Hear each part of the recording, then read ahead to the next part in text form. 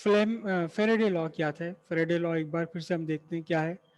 Faraday ने ये कहा कि कोई एक सर्किट है या कॉइल है, सर्किट है या कॉइल है, अगर इस कॉइल से या इस सर्किट से पास होने वाले मैग्नेटिक फील्ड में, मैग्नेटिक फील्ड में या ब्रॉड वे में हम बोलें मैग्नेटिक फ्लक्स में अगर कोई चेंज आता है। मैग्नेटिक फ्लक्स क्या था? मैग्नेटिक फ्लक्स था आपका B A cos theta, theta area vector और मैग्नेटिक फील्ड वेक्टर के बीच का एंगल। अगर किसी भी कारण से, एनी हाउ, कुछ भी रीजन हो, कोई भी कारण हो, अगर कॉइल या किसी सर्किट से लिंक मैग्नेटिक फ्लक्स में चेंज अगर आता है, चेंज अगर आता है इस मैग्नेटिक फ्लक्स में, तो सिंपल सी बात है, इस कॉइल में, इस सर्किट में एक ईएमएफ इंड्यूस हो जाता है। क्या? एक ईएमएफ इंड्यूस हो गया, इसमें एक ईएमएफ इंड्यूस हो गया। समझ आई इतनी बात? अब उसके बाद क्या होगा देखो, कॉज, हमें इससे कॉज से कोई मतलब नहीं। मैग्नेटिक फ्लक्स में चेंज, मैग्नेटिक फील्ड स्ट्रेंथ में चेंज होकर भी आ सकता है, एरिया में चेंज आकर भी आ सकता है मैग्नेटिक फ्लक्स में चेंज, और orientation, angle between B vector A vector, इसके बीच एंगल चेंज होने पर भी मैग्नेटिक फ्लक्स में चेंज हो सकता है। किसी भी तरह से मैग्नेटिक फ्लक्स में अगर चेंज है तो फिर ईएमएफ इंड्यूस हो जाना है। ठीक है जी। अब बहुत ध्यान से समझना, बहुत ध्यान से समझना, बहुत ध्यान से समझना, इसी का एक नया रूप है, इसी का एक नया रूप है तो यही फेरेडे लॉ, लेकिन उसका एक नया रूप है जिसे हम बोलते हैं सेल्फ इंडक्शन। सेल्फ इंडक्शन, अब सेल्फ इंडक्शन क्या है बहुत ध्यान से समझना, बहुत ध्यान से समझना। एक कॉइल है, सेल्फ इंडक्शन, म्यूचुअल इंडक्शन पर खूब एग्जाम में क्वेश्चन आया करते हैं। मैंने एक सॉलिनॉइड बना ली, मैंने एक सॉलिनॉइड बना ली, लॉन्ग सॉलिनॉइड बना ली, इस सॉलिनॉइड को कनेक्ट कर दिया एक सेल से, बैटरी से, एक की लगा दी यहां, और साथ में एक लगा दिया, क्या? ये होता है रियोस्टेट। रियोस्टेट कुछ नहीं है, इस नाम बदल दिया इसका, है क्या है? रेगुलेटर। जो हमारे पंखे में लगा होता है, जो फैन में लगा होता है, वो रेगुलेटर है। ये उसका सिंबल है रियोस्टेट, इसे टेक्निकल वर्ड है इसका, रियोस्टेट। अब इससे रियोस्टेट से होता क्या है देखो, इसमें एक बहुत लंबा सा तार लगा हुआ होता है, किसी दिन दिखाऊंगा रियोस्टेट भी, बहुत लंबा सा तार लगा होता है, और एक एक इसके ऊपर एक एक टच करते हुए, जैसे ये रियोस्टेट है, इसके ऊपर टच करते हुए एक कंडक्टर चलता रहता है, उसे हम आगे पीछे खिसका सकते हैं। जैसे मेरी उंगली टच कर रही है इस पेन को, ऐसे ही टच करते हुए आगे चलता है।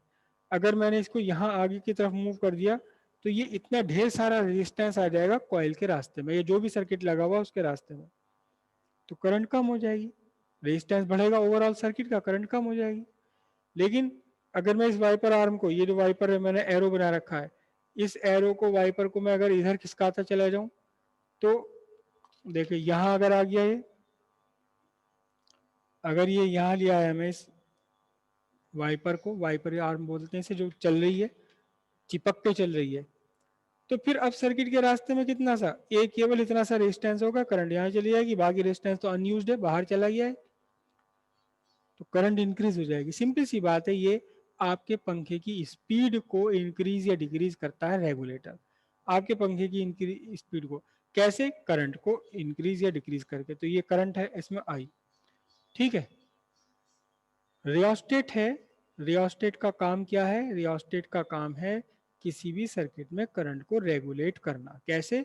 जब जिस वाइपर आर्म को यहाँ से दूर हटाते जाओ तो सर्किट के अंदर बहुत सारा रेजिस्टेंस जुड़ता चला जाएगा, करंट कम हो जाएगी, वाइपर आर्म को पीछे लाते रहो, सर्किट का रेजिस्टेंस कम होता रहेगा, करंट बढ़ती चली जाएगी। ठीक है जी। अब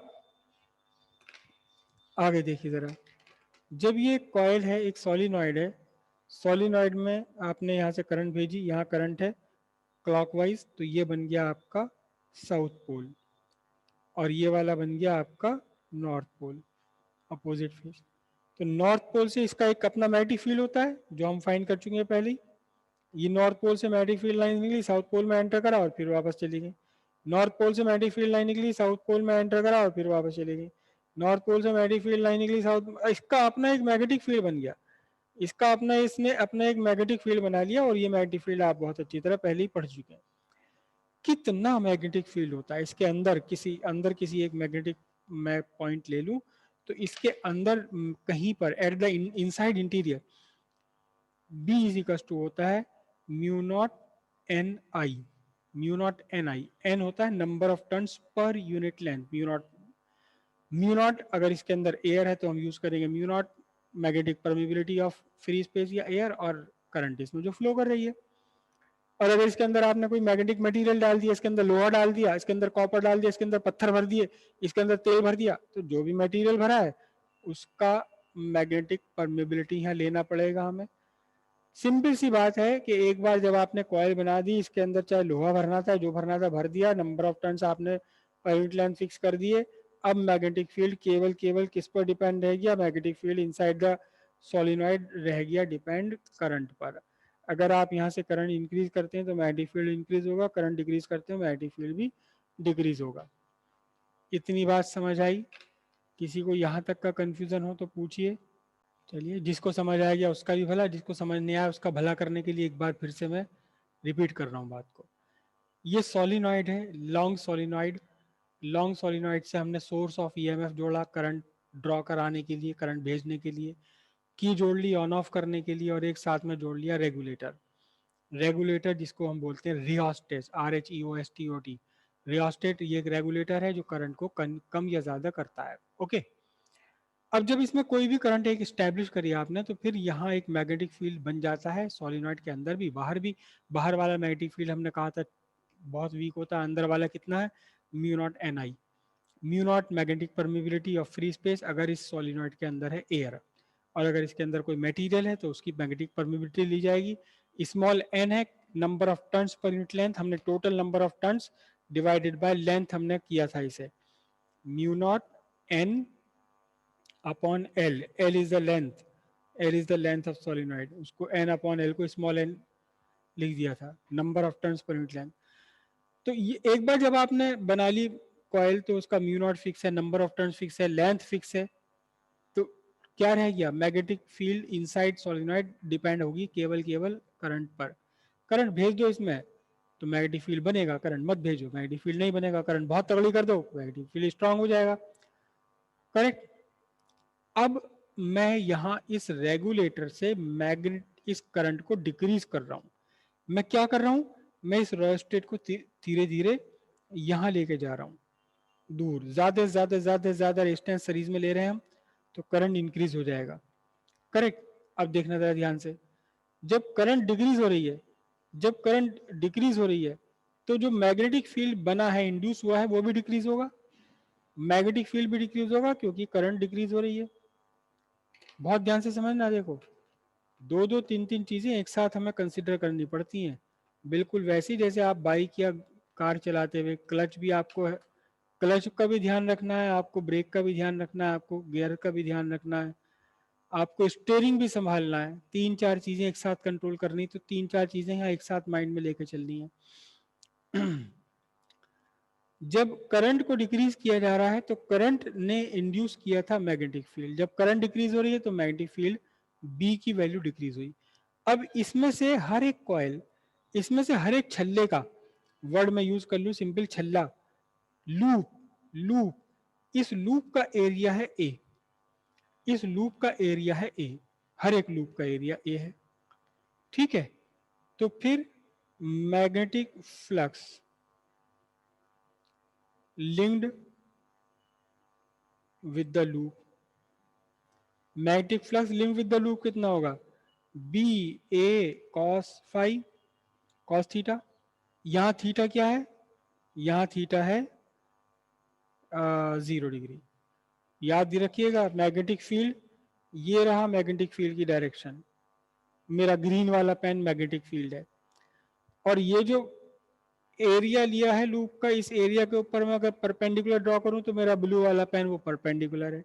magnetic field and the perpendicular drawn on the plane of loop, दोनों एक दूसरे के पैरेलल है तो थीटा हो गया 0। तो अब क्या बचा, मैग्नेटिक फ्लक्स मैं सिंपली लिख दूं phi B is equal to B A बचा। और बी की वैल्यू कितनी, बी की वैल्यू है रही mu naught N I A upon L into A. अब जरा ध्यान से देखना, तो सही ध्यान से देखना, ए कांस्टेंट है, एक बार जो आपने बना ली कॉइल तो बना ली, ये सब कांस्टेंट है। तो यहां देखना ध्यान से, phi B magnetic flux directly proportional to L, केवल एक ही तो वेरिएबल रह गया, सॉरी क्या बोल रहा हूँ मैं, आई आई एल तो लेंथ है इसकी, आई के डायरेक्टली प्रोपोर्शनल रह गया। और आई को आप डिक्रीज कर रहे हो, क्योंकि रेगुलेटर से आप आई करंट को धीरे धीरे घटाते जा रहे हो, तो घटाने से क्या होगा, आई घटा तो मैग्नेटिक फ्लक्स घटा। इसके अगेंस्ट अगर आप वाइपर आर्म को इधर उठाते चले और रेजिस्टेंस को कम करते रहो, करंट बढ़ती चली जाएगी, जब करंट बढ़ती चली जाएगी तो मैग्नेटिक फ्लक्स बढ़ेगा। सिंपल सी बात है, इस रेगुलेटर से करंट को चेंज करने का मतलब है change in current is corresponding to what, change in magnetic flux. Magnetic flux में चेंज होगा, जब करंट आप घटाएंगे तो मैग्नेटिक फ्लक्स घटेगा, लिंक्ड विद ईच टर्न। जब आप करंट इंक्रीज करेंगे मैग्नेटिक फील्ड स्ट्रांग होगा, तो magnetic flux linked with each turn increase होता चला जाएगा। ओके, अब बहुत ध्यान से देखना, फेराडे ने क्या ऑब्जर्व करा, whenever there is change in magnetic flux, there is change in magnetic flux, N E M F is induced. Okay, whenever there is change in magnetic flux an EMF is induced। और फिर अपने चेले lens की बात भी जोड़ दी उन्होंने, क्या, मैं लिख ही देता हूं उसे, whenever there is change in magnetic flux, change in magnetic flux कौन सा, linked with a circuit an EMF is induced। ठीक है, इसके बाद की मैं लिख नहीं रहा, क्या चीज वो, क्या, if circuit is closed induced current flow through the circuit. ठीक है, लेंस वाली बात लिखते हैं हम, क्या, सच दैट, बल्कि हम पूरे वर्ड लिखें, direction of induced EMF, direction of induced EMF, and hence direction of induced current is such that क्या, क्या अपोज करता है, कॉज ऑफ इट्स प्रोडक्शन, जो प्रोडक्शन है उसी को अपोज करता है, जिस कारण से ये बन रहा है उसी कारण को अपोज करता है। तो अब देखिए कारण क्या है, change in magnetic flux, change in magnetic flux से क्या हुआ, करंट इंड्यूस हो, ईएमएफ इंड्यूस हुआ। और कैसा हुआ कि ये अपने कॉज को ही अपोज करेगा, चेंज इन मैग्नेटिक फ्लक्स को ही अपोज करता है। अब बहुत ध्यान से समझना, देखो सारी चीजें इकट्ठी एक साथ मिला के रखो। यहां magnetic flux link with each turn change हो रहा है, जब मैग्नेटिक फ्लक्स चेंज हो रहा है तो ईएमएफ इंड्यूस हो जाएगा। और क्योंकि सर्किट ऑलरेडी क्लोज्ड है, ये रहा सब बंद है, सर्किट रास्ता अवेलेबल है करंट के चलने का, तो फिर क्या होगी, एक इंड्यूस करंट होगी। अब इंड्यूस करंट की डायरेक्शन कैसी, इंड्यूस करंट की डायरेक्शन ऐसी कि वो अपने कॉज का अपोज करे। अब कैसी होगी इंड्यूस करंट की डायरेक्शन, देखना जरा ध्यान से, यहां मैग्नेटिक फ्लक्स में चेंज क्यों आ रहा है, करंट में चेंज आ रहा है। मैं इसका नाम लिख दूं, इसका नाम लिख रहा हूं मैं मेन करंट। कौन सा, मेन करंट लिखा, जो सेल ने इस्टेब्लिश करी है पूरे के पूरे सर्किट में, इसको मैंने मेन करंट लिखा। मेन करंट के डिक्रीज होने से क्या हुआ, मैग्नेटिक फ्लक्स में डिक्रीज हुआ, मैग्नेटिक फ्लक्स में डिक्रीज होने से ईएमएफ इंड्यूस हुआ, ईएमएफ इंड्यूस होने से करंट इंड्यूस हुई, करंट ने किया अपोज, किसे अपोज करा, कॉज को अपोज करा। बहुत ध्यान से समझना, देखो अभी मैंने एक क्वेश्चन का आंसर आपको बताया, जरा मुझे आप बताएंगे कि यहां इस केस में कॉज क्या है, इस सारे के सारे काम का, इस सारी की सारी मुसीबत का के पीछे कॉज है क्या, कौन बता सकता है कॉज क्या है यहाँ, कोई एक बताए, अपना माइक ओपन करे। कॉज क्या है? नहीं नहीं, आपके बस मेन क इतना समझ आया, पूरा बोलिए।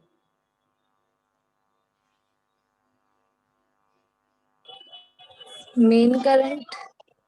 मेन करंट है कॉज, मेन करंट है कॉज। हाँ जी, कोई और बताना चाहे? शिवानी वर्मा, आप जरा बताइए, आप बताओ Shivani Verma. Main current is not the cause. Main current का घटना या बढ़ना कॉज है। मेन करंट जब घट रही है तो मैग्नेटिक फील्ड घट रहा है, मैग्नेटिक फील्ड घटने से मैग्नेटिक फ्लक्स घट रहा है। जब मेन करंट बढ़ रही है तो मैग्नेटिक फील्ड बढ़ रहा है, मैग्नेटिक फील्ड बढ़ने से मैग्नेटिक फ्लक्स बढ़ रहा है। तो मैग्नेटिक फ्लक्स में जो भी चेंज है, जो भी चेंज इन मैग्नेटिक फ्लक्स है, वो change in current, change in current लिखा तो है पूरा, change in current correspond to change in magnetic field. अब फिर से यहीं आ जाइए वापस, जब मैग्नेटिक फ्लक्स में चेंज हो रहा है तो इंड्यूस ईएमएफ इंड्यूस हुआ तो करंट इंड्यूस हुआ, करंट ने किया अपोज, कॉज को अपोज करा, जो अल्टीमेट कॉज है बिल्कुल। मतलब अगर आप यहां से करंट इंक्रीज कर रहे हैं तो एक करंट यहां इंड्यूस हो जाएगी जो मेन करंट को अपोज करेगी। देखिए मैं दो डायग्राम अलग से बना लेता हूं, दो डायग्राम अलग से बना लेता हूं, दोनों डायग्राम्स में आपको बात क्लियर हो जाएगी। एक तो ये डायग्राम मैंने ड्रॉ किया,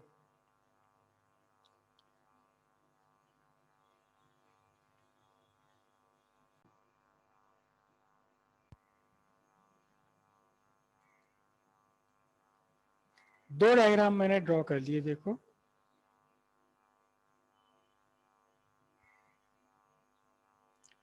ये दो डायग्राम ड्रॉ कर लिए।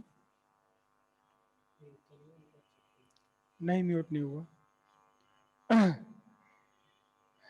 मैंने इस रियोट स्टेट से इसे उधर ले जाते चले जा रहा हूं, उधर ले जाते चले जा रहा हूं, यानी मेन करंट को डिक्रीज कर रहे हैं। इस रियोट स्टेट के वाइपर आर्म को मैं पास ला रहा हूं, तो यहां से कैसी है ये, increasing, it is increasing main current, increasing main current. अब बहुत ध्यान से समझना, देखो बहुत ध्यान से आप समझना इस बात को, बहुत ध्यान से समझना। ये मेन करंट है हमारी, दोनों ही केस में मेन करंट एक ही डायरेक्शन में, सेल मैंने नहीं बदला। जब मेन करंट डिक्रीज हो रही है तो एक ईएमएफ इंड्यूस हुआ, ये करंट इंक्रीज हुआ, करंट इंड्यूस हुआ। और कैसा करंट इंक्रीज होगा, जो इस मेन करंट के कॉज को decreasing, the cause is decreasing, main current के डिक्रीज को अपोज करेगा। मेन करंट के अपोज, डिक्रीज को कैसे अपोज किया जाएगा कि ये खुद को अपने आप को भी मेन करंट की डायरेक्शन में ही बना लेगा। जो मेन करंट घटती जा रही थी उसके घटने का अपोज करना है, घटने का अपोज करना है, घटने को डिक्रीज करना है, घटने को अपोज करना है, तो क्या करो, उसे बढ़ाओ। मेन करंट के घटने का अपोज कैसे किया जाएगा, मेन करंट को बढ़ाकर। मेन करंट कैसे बढ़ेगी, खुद ये खुद अपने आप को मेन करंट की डायरेक्शन में इंड्यूस कर ले। यहां आपकी इंक्रीजिंग मेन करंट है, मेन करंट आई लगातार आपकी इंक्रीज हो रही है, तो इंड्यूस करंट ने क्या करना है, इंड्यूस करंट ने इस इंक्रीजिंग को, इंक्रीजिंग मेन करंट को अपोज करना है। इंक्रीजिंग मेन करंट को कैसे अपोज करेगा, ये जो इंड्यूस्ड करंट है, अब ये इंड्यूस्ड करंट आ जाएगी आपके मेन करंट के अपोजिट डायरेक्शन में, मेन करंट के अपोजिट डायरेक्शन में आ जाएगी। सिंपल सी बात है, आप चाहे कॉइल के अंदर, सर्किट के अंदर आप चाहे करंट इंक्रीज करें चाहे करंट डिक्रीज करें, इसे तो दोनों बार अपोज ही करना है, यही तो लेंज लॉ है, ये तो अपोज ही करेगा, इसे तो अपोज ही अपोज करना है। तो फिर हम क्या कहते हैं, हम इस प्रॉपर्टी को, जो ये आपका इंडक कॉइल है, इस प्रॉपर्टी को क्या, कि whenever there is change in current flowing through coil, it oppose the change in current. A coil or a circuit oppose the change in current flowing through it. This property is called self induction. क्योंकि किसी दूसरे की मदद से नहीं हो रहा, खुद अपने अंदर कर रहा है, ये अपना ही सेल्फ इंडक्शन कर रहा है, तो इसलिए हम इसे बोलेंगे self induction. Self induction is a property of A coil और a circuit to oppose any change in current flow through it. It is a property to oppose क्या, any change, any change in current flowing through it. और आप में से ज्यादातर बच्चे क्या होंगे कि बोर्ड आने तक ये चेंज वर्ड खा जाते हैं. It is a property to oppose current through it, to oppose current. अब बल्कि थ्रू इट भी नहीं, जब कोई एग्जामिनर पूछते हैं प्रैक्टिकल वाले, बता बेटा बताओ सेल्फ इंडक्शन क्या होता है, सर हाँ मुझे आता है, सर मैं बताऊं क्या होता है बेटा self induction. Self induction is a property to oppose the current in in coil और ए सर्किट. बढ़िया, मजे आ गए. अपोज वर्ड खत्म कर दिया, सब खत्म, किस्सा खत्म सारा. तो self induction is a property to oppose any change. Change का अपोज करता है, करंट का अपोज नहीं करता. अगर ये करंट स्टेब कांस्टेंट करंट चल रही है, आराम से चल रही है, तो कोई मतलब नहीं है इसे, चलती रहे, हमें कुछ नहीं परवाह. लेकिन अगर घटेगी या बढ़ेगी तो ना घटने दूं ना बढ़ने दूं. अगर तू घटने की कोशिश में है तो मैं तुझे बढ़ाने की कोशिश में, तू अगर बढ़ने की कोशिश में तो मैं तुझे घटाने की कोशिश में. जिस थाली में खाऊंगा उसी में छेद करूंगा. जो मेरा कॉज है उसी को अपोज करूंगा. तेरा घटना, ये कहता है, ये इंड्यूस करंट मेन करंट से कहती तेरा घटना, तेरे घटने से ही तो मैं बनती हूं, मगर मैं तुझे घटने ना दूं. तेरे बढ़ने से ही तो मैं बन रही हूं, मगर मैं तुझे बढ़ने नहीं दूंगी. ये है self induction. It oppose change in current flowing through it, not the current, not the current. It does not oppose the current, it opposes the change in current. Self induction is a property of a coil or a circuit to oppose any change in current flowing through it. Clear हुई इतनी बातें? Clear हुई? किसी को कोई confusion? किसी को कोई कंफ्यूजन अब तक का? तो अब इसमें कल हम सीखेंगे कि चेंज ये कैसा, कितना कितना अपोज करेगा, कितना अपोज करेगा. अच्छा एक चीज, एक और हम यहाँ से हम एक फिनोमिनन से इसे और जोड़ लेते हैं. 2 मिनट का खेल रह गया. हमने पिछले जन्म में पढ़ा था ये बात, क्या कि कोई बॉडी है वो रेस्ट पर अगर है तो रेस्ट पे रहना चाहती है, और अगर चल रही तो चलती रहना चाहती है. मतलब इसको, इसके state of motion, state of motion को अगर आपने चेंज करना है तो फोर्स लगानी पड़ेगी. Every body, every material particle in this universe has a tendency to oppose the change in state of motion. अपने change in state of motion को अपोज करता है. और इस प्रॉपर्टी को नाम हमने दिया था क्या? इनर्शिया. इसे नाम दिया था इनर्शिया. ये भी तो ऐसे ही कर रहा है, ये करंट के चेंज को अपोज कर रहा है, करंट के चेंज को अपोज कर रहा है. तो हम इसे क्या कहते हैं? हम इसे कहते हैं सर्किट का इलेक्ट्रिकल इनर्शिया. ये कहलाता है इलेक्ट्रिकल इनर्शिया. और यहां हमने इनर्शिया को कैसे मेजर करा था? इनर्शिया को मेजर किया था मास ऑफ बॉडी से. Mass is the measure of inertia. तो यहां भी हम मेजर करेंगे किसी तरह से. यहां हम मेजर करेंगे इलेक्ट्रिकल इनर्शिया को. उसे हम कल मेजर करेंगे कि इलेक्ट्रिकल इनर्शिया को नापने का तरीका क्या है. हाउ मच, कितना अपोज कर रहा है ये कितना अपोज कर रहा था? इनर्शिया. उसे कैसे कैलकुलेट करा? इसके मास से. Mass is the measure of inertia. तो यहां ये कितना अपोज कर रहा है, ये कहलाएगा इलेक्ट्रिकल इनर्शिया की न्यूमेरिकल वैल्यू. कल इसे फाइंड करेंगे हम न्यूमेरिकल वैल्यू. ओके, कल भी 2 क्लास होंगी आप